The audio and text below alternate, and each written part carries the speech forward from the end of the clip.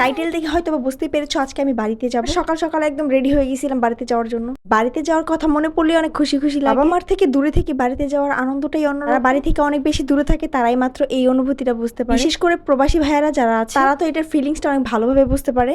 যদিও তারা অনেকদিন পর পর বাড়িতে আসে, তবে বাড়িতে ফেরার মজাই কিন্তু অন্যরকম। It's me Ruma and welcome back to my another video. অনেকদিন পর একটা ভিডিও আপলোড দিব। তো এই ভিডিওটা ছিল 20 তারিখের, আর আমার ভয়েস শুনে বুঝতে পারছো আমি একটু সিক থাকার কারণে কোনো ধরনের ভিডিও আমি করিনি, আপলোডও করিনি। একদম সকাল সকাল বের হয়ে গেছি, চারপাশে কুয়াশা দেখেই বুঝতে পারছো। একদম সকাল 6টার দিকে বের হয়ে গেছি। ট্রেন দিয়ে যাব, তাই রেল স্টেশনে চলে আসছি। ঘন্টার জন্য ট্রেনের জন্য অপেক্ষা করছি, কিন্তু আমরা যেই ট্রেনে করে যাব সেটা তো আসছিলই না। এরপর অনেকক্ষণ ওয়েট করার পরে শুনতে পারলাম সেই ট্রেন নাকি আরো বেশি লেটে আসবে। মধ্যে অনেকগুলো ট্রেন আসলো গেল, দেখছি অলমোস্ট 3 ঘন্টা ওভার হয়ে গেছে। রেল স্টেশন থেকে চলে গেলাম আমরা বাস স্ট্যান্ডে। এই ফার্স্ট টাইম ভাঙ্গা থেকে সরাসরি সাভার যেতে চেয়েছিলাম ট্রেনে, তাও যাওয়া হলো না ট্রেনের জন্য। এতে ছিলাম আমি একটু সিক, তার উপরে বসে থাকতে থাকতে আমার অবস্থা আরো খারাপ হয়ে গেছে। সেখান থেকে চলে গেছিলাম বাস স্ট্যান্ডে। বাস স্ট্যান্ড থেকে সরাসরি আমরা বাসে উঠে পড়ি। বাসে ওঠার পরে তো আমার অবস্থা আরো বেশি খারাপ হয়ে গেছিল, কিন্তু আমার অবস্থা অনেক বেশি খারাপ হয়ে গেছিল। তার উপরে বমি আর বমি ছিল, আর কোনো কিছু করার ছিল না, রোজাটা বাধ্য হয়ে ভাঙতেই হলো। আমার এত বেশি খারাপ লাগছিল বলার বাহিরে। যেহেতু মাথায় পানি দেওয়ার কথাই বলছিল অনেক। ফার্মেসি থেকে আমরা টুকিটাকি ওষুধ নিয়ে নিই, যেহেতু খেতে হবে, খালি পেটে তো খাওয়া যাবে। বাসে যা টুকিটাকি পাচ্ছিলাম তাই কিনে খাচ্ছিলাম। কিছুক্ষণের মধ্যে আমরা ফেরিতে চলে আসি, আর ফেরিতে আসার পরে অনেক খাবার পেয়ে গেছি। হাজবেন্ড গিয়ে ফেরির উপরে যে দোকানগুলো থাকে সেখান থেকে টুকিটাকি যা পেয়েছে তাই নিয়ে আসে। সেখান থেকে আলহামদুলিল্লাহ বাসায় ভালোভাবে পৌঁছে গিয়েছে। আমার হাজবেন্ড আসছিল আমাকে দেওয়ার জন্য, আর সে 2 দিন থাকবে।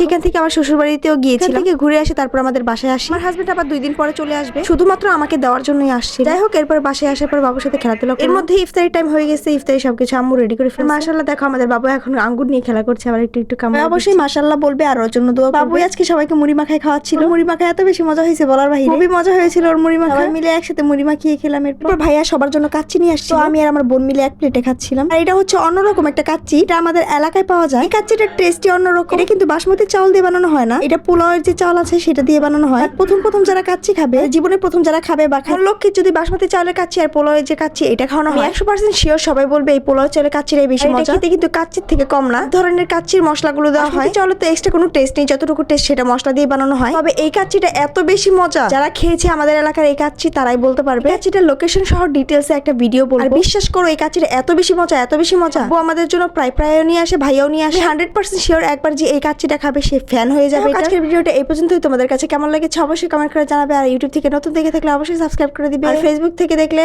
ফলো দিয়ে দিবে। বাই বাই, আল্লাহ হাফেজ।